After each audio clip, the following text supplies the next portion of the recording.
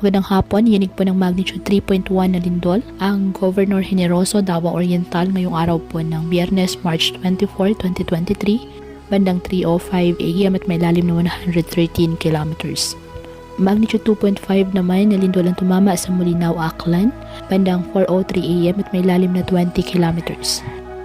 Kagabi ay niyanig din po ng magnitude 4.0 na lindol ang Victoria, Oriental, Mindoro, bandang 6:57 PM at may lalim na 8 kilometers. Magnitude 3.7 na lindol din po ang tumama sa Dalupiri Island sa Calayan, Cagayan, kaninang madaling araw, bandang 12:40 AM at may lalim na 15 kilometers. Magnitude 2.8 naman ang tumama sa Bunawan, Agusan del Sur, kaninang madaling araw din po at may lalim na 7 kilometers. Patuloy pa rin na pinapayuhan ng ating mga kababayan na maging maingat at maging alerto sa mga posible pang lindol sa ating bansa.